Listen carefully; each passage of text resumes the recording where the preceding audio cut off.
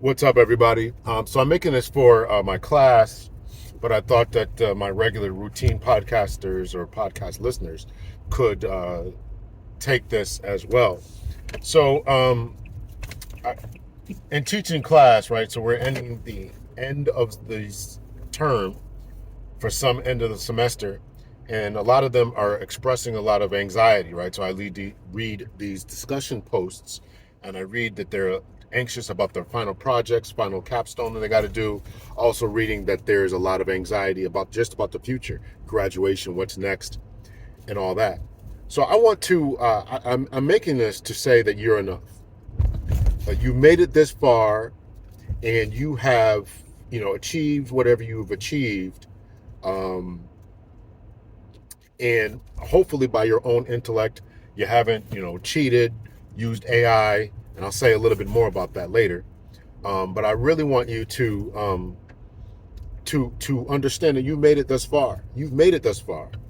I can remember now. There's been a few different instances in my life, obviously, of graduation or ceremony or commencement. Commencement means both the ending and the beginning. You didn't know that. So you're commencing to do something or you finish something, right? So we have high school graduation, right? Then there's different college graduations, weddings can be something, right? All these different rites of passage that we have in American culture. So I just want to let you know that you're enough, that you are enough. So you made it this far, you've done all the stuff, and provided that you've actually done the work, you're enough. So the last major commencement, beginning for me was achieving my doctorate. Now it was a tough process and all that, as you all can certainly imagine. But I want you to understand that one of the big things is, there's a lot of anxiety, right? So the end of the process, right, we wrote all these papers, none of that was difficult. The stats class was difficult for me. I had to take 2 or 3 stats classes. It's hard for me to remember now. 2 or 3 stats class, having not really been immersed in math since high school. Well, I took a couple of classes in college, so maybe, by college, 19 when I was doing my associates. So anyway, so the last,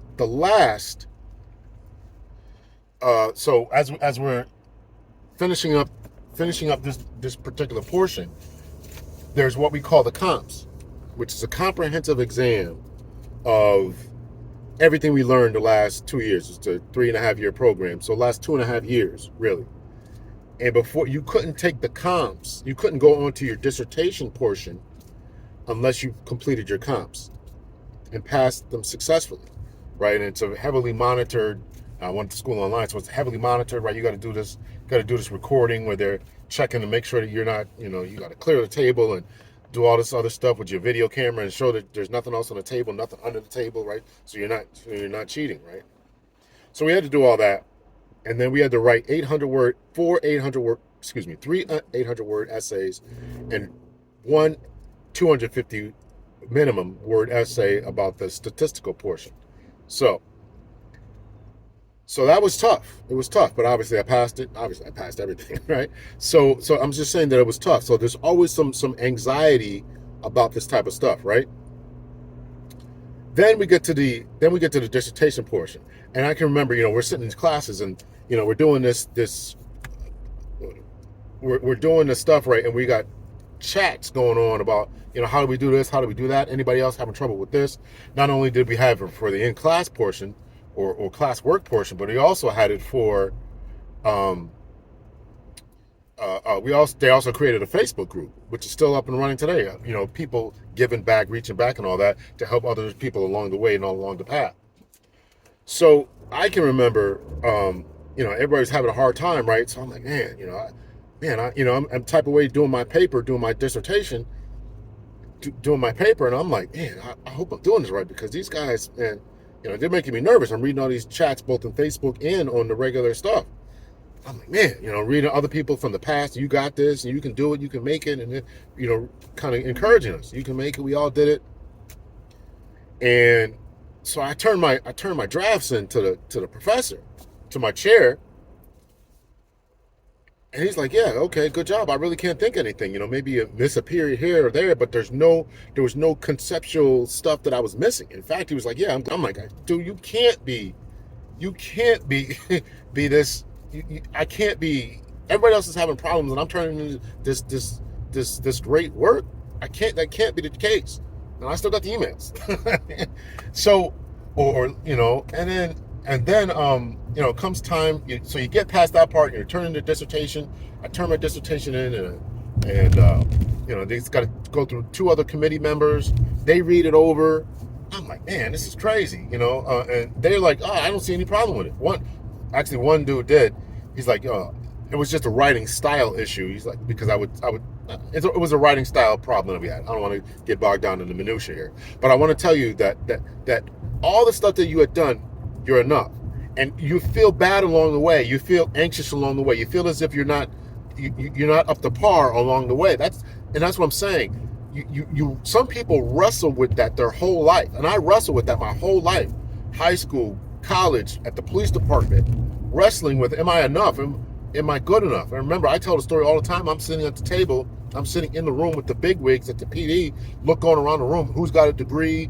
Who went to private school? Here I am. I'm a kid from the urban center. I went to a public school, right? Didn't have a college degree, and I'm in the room with the big wigs. I was in the room. But I felt as if I shouldn't be there for some reason. So I went back to school, completed my associate's master's, and then when I left the PD, I completed my doctorate. So I'm saying all that to say that you're enough. You're always there may be, depending on your personality type, you may always feel as if you don't belong, or somebody else is doing it better. You look at somebody else and you think that they are so special because they've got this title, they've achieved this, they got the title doctor, they got the title of whatever, president, mayor, governor, whatever their title is, right? And you look at them, but these people are human beings. These people make mistakes. They have, I don't want to get too crazy here, but they have streaks in their underwear sometimes, right? They're human beings. They're human beings. Their breath stinks in the morning just like everybody else's. They get cavities just like everybody else. The same problems that everybody else has, that you have, they have. So keep that in mind, right? We put people on pedestals, and and you think, and it's a natural phenomenon to put people in these places. But understand this: they're human beings. They made it through the same process. You got to trust the process and make it through that. And let me leave this off here and why I titled this what I titled this. I don't know how old this clip was, but I saw it on Instagram. I don't know if he's running again or if he ran before, but there was a guy named Anthony Weiner who was a politician from the state of New York who was doing crazy stuff. I don't even know all the stuff he was doing. I didn't really pay attention, quite honestly. But I know it was something he was sending, sexting, sending pictures to his co-workers and underlings. I don't know who he was sending. I don't know. I don't care. But I saw a clip of him on The View very recently, and I didn't think to save it. I'm going to look for it. So if I put it on here, I found it. And again, I don't know how old it is or when it was done. I don't know if he's running again for some type of representative office. I don't know what he's doing. I don't follow this dude, and I'm not going to look it up. It's not really that important. But what is important, what is a good takeaway that I want you to understand is no matter how many mistakes you make in life, you got to keep going. No matter how bad things get, you got to keep going. No matter what happens in your life, you got to keep going. Believe it or not, people may giggle about it, but nobody really remembers about what happened to you in high school, right? You may be thinking about it, but they're like, if you even talk about it, they may be like, oh yeah, that thing did happen. They don't remember about high school. They don't remember about college. People make mistakes. My point is, if Anthony Weiner can be sending pictures and he didn't go to prison and try to mount a comeback and run for office, what does that say about you? If President Trump went through he was president of the United States, nobody liked the dude, right? His own political party was trying to undermine him, gets out of office, gets voted out of office, mounts a comeback. And I'm not talking about the man's politics. I'm not talking about the current state of affairs. I'm talking about his gumption. His gumption, Anthony Weiner's gumption, any other politician's gumption. some may say some type of psychological issue or whatever. I'm not going along that. I'm trying to get you to take along the positives of what should be taken out of this and what you should take from this. And that those positives are that you got to keep going. You got to keep trying. Phone calls when I'm doing these. So my point is, you got to keep going. You got to keep going. You got to keep striving. You got to keep pushing. Keep going. Keep striving. Keep pushing. Don't let your past failures detour you. You may fall down, but you got to get up again. You may fall off the horse, but you got to keep going, right? And people may try to throw your past in your face. People may try to talk about anxiety and all that kind of stuff, or you may be anxious about your future because of your past mistakes, because you think that people know things about you or whatever. But as you enter the world and as you're about to graduate, again, as I'm speaking to my students as well, no matter what you're about to embark on, I don't care if you're going for your black belt in jiu-jitsu, you gotta keep a confident mindset, confident attitude, understand that all the work that you've done, granted if you did it, all the work that you've done brought you to the place where you are, and you're about to go forward. You're about to go forward. And you have the skills and the ability to do it.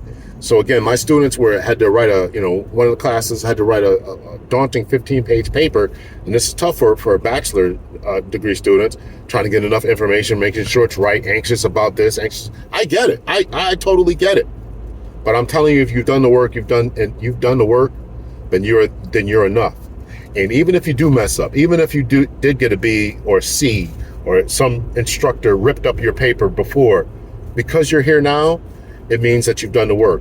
And remember, if the current president, or if Anthony Weiner can make comebacks from their mistakes, then you can make a comeback from your mistake too.